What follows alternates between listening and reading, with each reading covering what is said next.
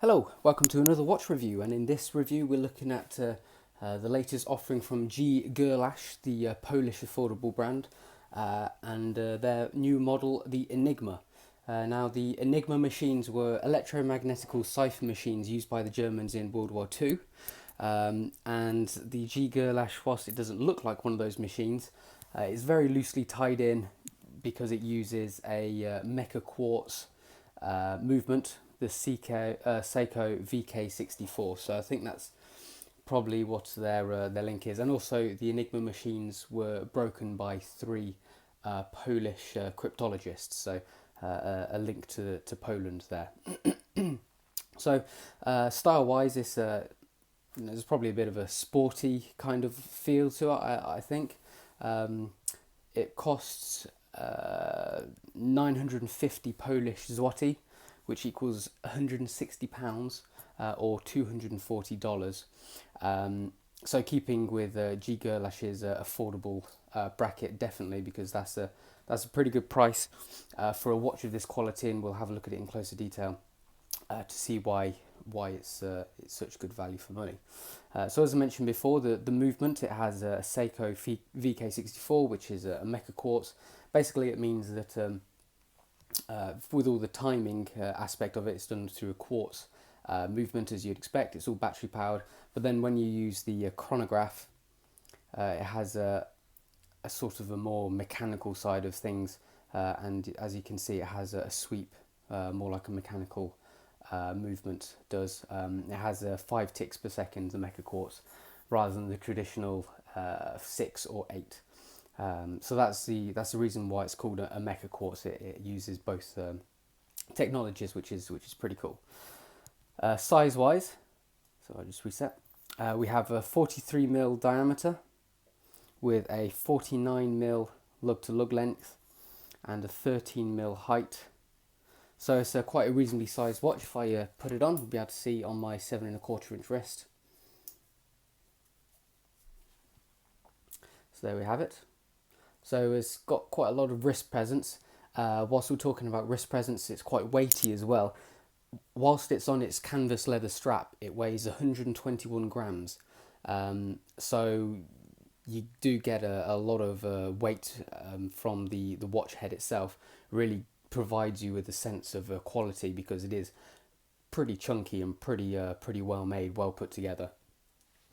Water resistance is 200 meters as well, so it's higher than excuse me, higher than you would expect. With a watch like this, the norm is about 100 meters. So to have 200 meters water resistance, that's a pretty good positive as well. It's certainly good enough to use for diving, mainly because it's got a screw-in crown and a screw-in case back, and I don't believe you should be using the chronograph whilst underwater, because that will probably allow some water to get in. But anyway, so let's talk about it aspect by aspect. So first of all, the case. It has the case itself is purely brushed, and as you can see, we have a couple of polished aspects to it as well. The rim of the bezel is polished, and also the pushes and the crown.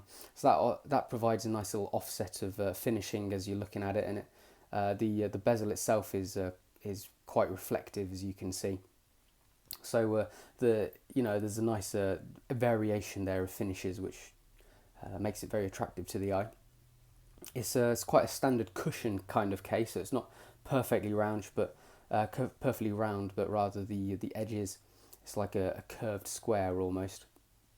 And then we have this sort of little bridge layer either side to the lugs, either top and bottom of the case, to introduce the lugs as well, which is a nice little design cue. Case back, screw-in case back, as I mentioned before. I'll just get it in focus.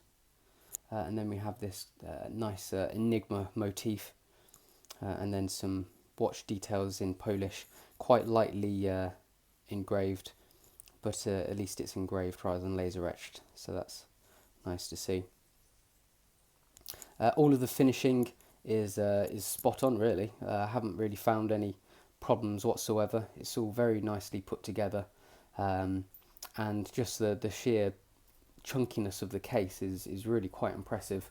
I think the size of the case and the quality of the stainless steel really provides with a lot of the heft to the watch. So moving on to the pushers, as you can see they're fully polished, nice design as well. If I push it in fully, there we go, and release it, and I can push it in again, and push in the bottom one to reset. And the crown, we have the Gerlach logo engraved on the end there. Again, quite over-engineered in design, which is cool. I like it. It's nice to see. So that's it. I've unscrewed it, and then I can pull it out to adjust the time.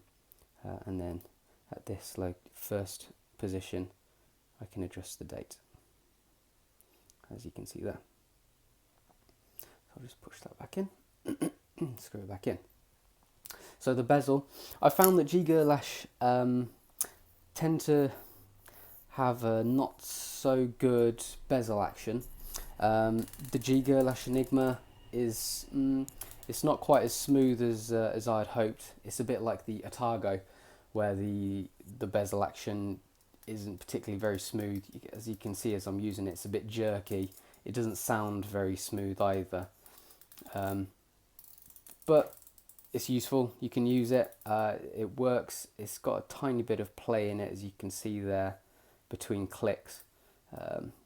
So if I just line it up, and it lines up pretty well, to be honest. So not a lot you can complain about in terms of how it works. It's just the mechanism behind it could be a little bit smoother, I personally believe.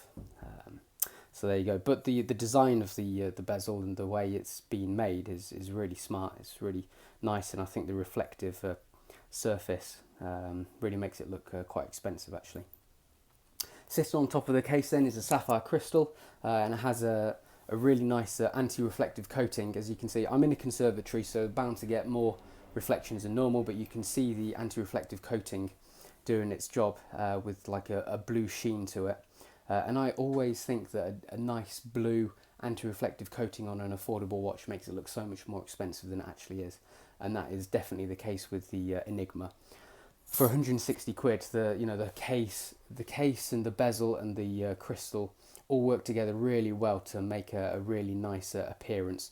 You can see it's domed, so it's actually double domed on the top and then domed underneath to counteract the top dome, and that means you get a much better field of view. We can still see the elements at this point, whereas if it was only single domed, if you were at this angle, everything would start distorting. So again, that's pretty impressive on a watch this price, and as you can see, it's all really super clear as well. So there we go. So that's really impressive. Okay, so moving on to the dial. It's heavily inspired with these hour markers, and the hands all being quite chunky again. They've all got a similar style to them, with the loomed center and the polished edging, but they're all really well made for the price, and very well applied as well. And I like the way they all reflect light as well. So when the watch catches the light, it looks really impressive for the price. And I've had loads of comments on it as well. So for £160, I'm really impressed with it. In fact, it's one of the best looking and best built watches I've seen for a very long time, under £200. So really quite impressive. The printing is all pretty fine and smooth as well. We have a tachymeter in the rehaut, which is quite a nice little splash of blue, introducing some colour to the dial, and that goes well with the yellow hands. We have a 24-hour sub-dial here, and then this is the chronograph minute as well. We don't actually have a running second hand, so this big second hand is only running when you're using the chronograph, and as you can see, it stops. We have a nice little border as well to the date window, again polished stainless steel. To have all these little aspects on a watch costing this much, very impressive. What else is there? There's you can't really see it too much, but I'll get the macro lens on, but there's a very slight concentric circular pattern surrounding the subdials as well. Again, little tiny attention to detail, bits and pieces here and there, which you wouldn't expect on a watch costing this much, but it's really good that Gerlach have done it. So yeah, very impressive. So moving on to the strap then. It's a canvas strap. I have been wearing this watch solidly for 2 to 3 weeks now, and already is starting to show some wear. I personally have never really been much of a fan of canvas straps. They look alright, but I've always found that they always start wearing away much quicker than a leather strap would, or a standard NATO would. That's not to say it's it's not very comfortable. It has a genuine leather underneath, which is nice on the wrist. I'm just a bit concerned, with how this section here is wearing already, and that's where the buckle goes. So if I put it on, the buckle itself is very nicely designed, with the Gerlach logo there, well machined, completely brushed to match the case. And then we have these 2 tabs here. One thing I would mention is that these tabs are actually very static in their positioning, as in they're stitched in, so you can't move them. So if you end up having your watch really tight, you'll end up having quite a lot of leftover flap over here. So I've got it on the 3rd hole, and already it's a little bit annoying. As you can see, when you're wearing it, you can see it poking out the top, whereas usually I'd like to hold that down with the spare tab. So that's just one thing worth noting. Obviously, if you do have a larger wrist, then it will be perfectly fine. So if you've got 7.5 inch wrist and larger, it'll be perfect. No, you won't have any issues at all, but smaller than me, and you probably will. So that's probably the only thing I would not keep in the long term. To begin with, it'll be fine, and it will do you well, but I wouldn't be surprised if wearing it every day within a few months you'll want to replace it. So that's the only downfall, really. Okay, so so far so good. Let's get the macro lens on, and we'll have a look at it in even closer detail.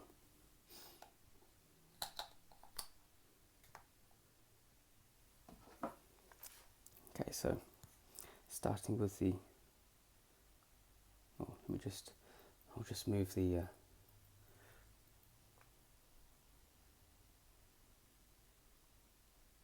time, there we go.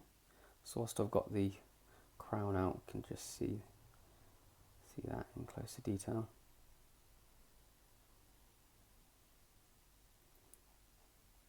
So let me just push that back in now. Just give the watch a quick wipe down as well. So here we have the logo, as you can see. There we go. Printing is very fine considering the size. And we go down here, we also have a bit more printing, and then have some more printing around the side with the tachymeter on the rehaut. So all the printing is pretty good. Just start the second hand, and there we can see the 5 ticks per second from the Mecha Quartz ticking around.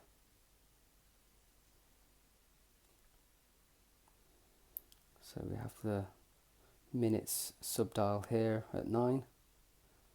Be very slowly moving around.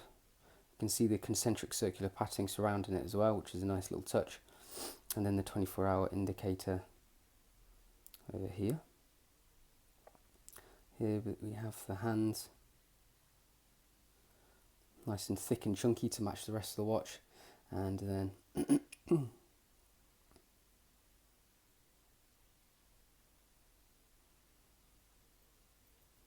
the hour markers there, and the matching date window as well. So there we have it. Let me just stop this and reset it, so it should fling back now. There you go, very quick. So moving on to the bezel. quite a reflective insert, and a polished grip, which is a good amount of grip to be able to use it. And then we can move on to the case. Different angles on the brushing.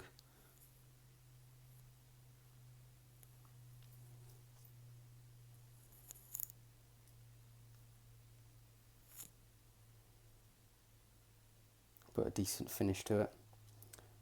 There's a pusher. And the crown, excuse the fluff.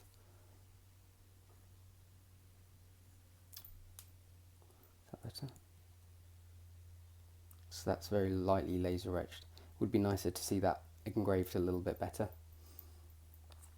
And moving on to the case back, we have the Enigma motif engraved here, and then some details surrounding it. So quite a simple but pretty cool case back, made in Poland. Okay, and then just moving on to the straps. So this is the canvas top, moving down to the bit where it's getting worn. See the ridge there from where the buckle sits, and the hole is getting a bit frayed as well. And on the underside, nice and soft leather bottom. We have the Gerlach logo over this end, and then finally we have the buckle. There we go, with the logo engraved on the corner. So there we go. Okay, so it's £160. Obviously it's never going to be completely perfect because it is only that much, but the only two things really I can see a problem with, not necessarily a problem, but the slight downside, is the action of the bezel and then the canvas strap. Obviously the strap's not really a problem, you can replace the strap, and I think it will actually look really nice on a leather strap.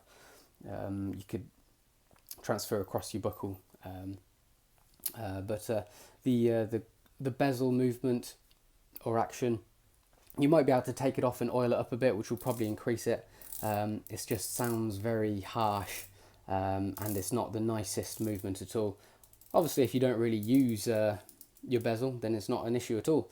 I don't really use it, especially if you've got a chronograph.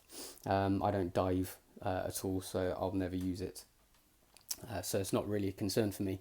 But for £160 to get a quality timepiece like this is really, really impressive.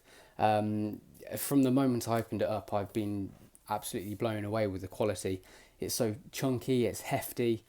All the aspects of the watch work so well together. The case, the quality of the case, and the reflective properties of the elements on the dial, and the bezel, and the anti-reflective coating on the crystal. Really, really impressive. And then you throw it in with a cool movement of the Seiko Mecha Quartz VK64. Really is a very good timepiece for the price. So not forgetting that it's 200 meters water resistance as well. So if you like the look of it, then I would highly recommend it. I'm really, really pleased with the Gerlach Enigma. So this was the Gerlach Enigma, and that's what it's all about.